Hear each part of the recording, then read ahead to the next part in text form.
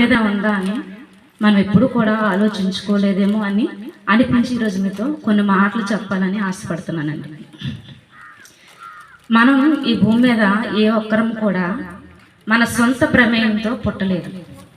అది ఎలాగంటే తల్లి గర్భంలో మనము ఒక పిండంగా ఏర్పడేటప్పుడు తల్లిదండ్రులే అనుకోలేదు మనం పుట్టాలని. తల్లిదండ్రులు ఒకటి అవడం బట్టి మనం పుట్టామే కానీ మనల్ని పుట్టించుకోవాలని వాళ్ళు కనలేదు. ఒకవేళ మనం ఇలా పుట్టాలి అని వాళ్ళు అనుకుంటే కనుక పలానా రంగు, వాళ్ళకి నచ్చిన రంగు, వాళ్ళకి నచ్చిన హీరో రంగు లేకపోతే హీరోయిన్ లాగా వాళ్ళు క్రియేట్ చేసుకోగలరు. కానీ అవకాశం వాళ్ళకి లేదు. అంటే భూమి మీద పుట్టిన ఏ మనిషికి కూడా వాళ్ళ సొంతంగా పుట్టడానికి అవకాశం లేదు. ఎప్పుడైతే తల్లి గర్భంలో పడి పిండంగా ఏర్పడాక మన గుండె చప్పుడు అనేది స్టార్ట్ అయ్యిందో అప్పటి నుంచి భూమి మీద పడినప్పటి నుంచి మన జీవితం అనేది కొనసాగుతూ ఎప్పుడైతే గుండె చప్పుడు అనేది ఆగిపోతుందో అప్పుడుతో మన జీవితం ముగింపు అనేది జరిగిపోతుంది.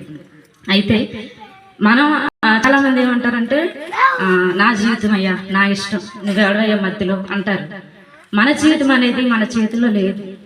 మనకు నచ్చేటట్టు వెళ్ళడానికి మన చేతిలో లేదు. ఎందుకంటే ఉదయం వస్తుంది, రాత్రి వస్తుంది. రాత్రి అలానే ఉండిపోవాలని లేదు. మన సొంత శక్తితో ఏమన్నా తెల్లవారిని రాత్రి చేయగలమా? పోనీ వేసవికాలం తర్వాత వర్షాకాలం కాక చలికాలం తెచ్చుకోగలమా? లేదు కదా. ఒక క్రమంలో ఎవరో నడిపిస్తున్న క్రమంలో మనిషి నడుస్తున్నాడే కానీ మనమంటూ ఏమంటారంటే మన సొంత సిద్ధంగా ఈ సృష్టిని మనం నడిపించట్లేదు. ఈ సృష్టిలో ఏదైతే ఋతువులు ఉన్నాయో, కాలాలు ఉన్నాయో, కాలానుగుణంగా ఇప్పుడు చలికాలం వస్తే దుప్పటి కప్పుకోవాలి, వేసవికాలం వచ్చింది అనుకోండి ఫ్యాన్ వేసుకోవాలి. అంతేగాని ఆ కాలానుగుణంగా మనం బ్రతికేలే తప్పితే మనం నచ్చేటట్టు కాలం నడవదు కదా. అంటే ఈ భూమి మీద ఎవరో ప్రమేయంతో తల్లి గర్భంలో పడడం జరిగింది. మనకు తెలియకండి. ఇప్పుడు మన ఫలానా డేట్లో చనిపోతాం అనేది ఏమైనా డేట్ రాసుకోగలమా? లేదు కదా. మనకు తెలియకనే పుట్టాము, మనకు తెలియకుండానే చనిపోన్నాం. ఇది ఎందుకు జరుగుతుందని ఏ రోజైనా మనం ఆగి ఒక్క రోజైనా ఆలోచించాము? లేదు కదా. ఒక్కసారి 2 నిమిషాలు మా మాటలు వినండి శ్రద్ధతో. మనం ఈ భూమి మీద పుట్టడానికి ఎవరో ప్రమేయం ఉంది. మనం ఈ లోకంలో రావడానికి మన తల్లిదండ్రులు కారణం అనుకుంటున్నాం. తల్లిదండ్రులు ఏకమైతే పిల్లలు పుట్టేస్తున్నారు, కానీ తల్లిదండ్రులు ఏకమైతే పిల్లలు పుడతారని తల్లిదండ్రులకు కూడా తెలియదు.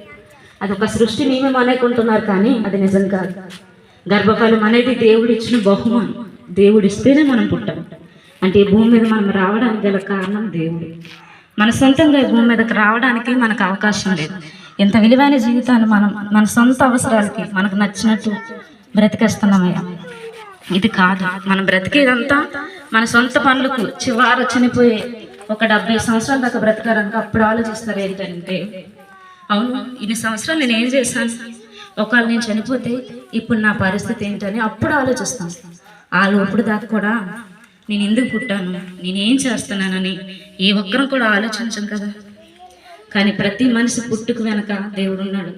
ప్రతి మనిషి పుట్టాడంటే గల కారణం దేవుడు. ఈ భూమి మీద ప్రతి మనిషి కూడా పుట్టాడంటే దేవుడే కదా కారణం. కానీ దేవుడు ఉన్నాడని తెలియక దేవుని కోసం మనం ఎవరం కూడా బ్రతకట్లేదండి. అయితే ఈ భూమి మీదకి నేటికి 2025 సంవత్సరాల క్రితం, 24-25 సంవత్సరాల క్రితం ఒక మహా వ్యక్తి భూమి మీదకి తల్లి గర్భంలో వచ్చారండి. ఆయన పేరు యేసుక్రీస్తు వారు. ఆయన పాపం లేనివారండి. ఆయన భూమి మీద బ్రతికినన్న సంవత్సరాల్లో ఏ లోపము లేకుండా బ్రతికిన ఏకైక పురుషుడు, ఏకైక మానవ జీవితంలో ఎవరైనా ఉన్నారంటే పాపం లేని వ్యక్తి అంటే ఆయనేనండి.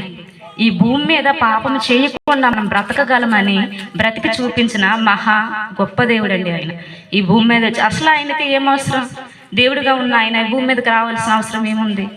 ఎందుకు వచ్చారంటే మనం ఎందుకు పుట్టామో మనకు తెలియదు. మనం బ్రతికేస్తున్నాం కదా. ఇది కాదయ్యా బ్రతుకు, నేను పుట్టించింది నేనే. మీరు చనిపోయాక ఒకవేళ ఇదే పనుపాట్లో మీకు నచ్చినట్టు బ్రతికి చనిపోతే ఎవరికో అపవాదం సృష్టించిన నరకం మీరు వెళ్ళిపోవాల్సి వస్తుందేమోనని దేవుడు మన గురించి ఆలోచించి ప్రేమతో ఆయన మరి ఈ భూమి మీదకి రావాల్సిన అవసరం అనేది ఏర్పడిందండి.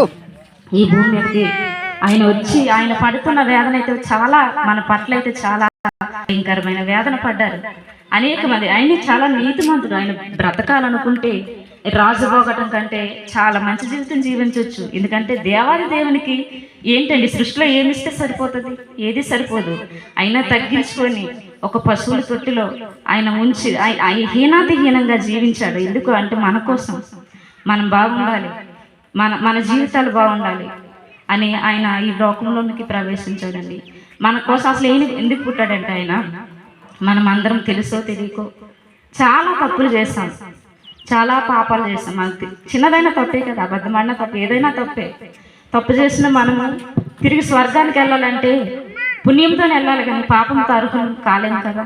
పుణ్యంతో వెళ్ళాలంటే మన సొంతంగా మనం చేసే ఏ పుణ్యము పరలోకానికి తీసుకెళ్ళినంత గొప్పది కాలేదండి.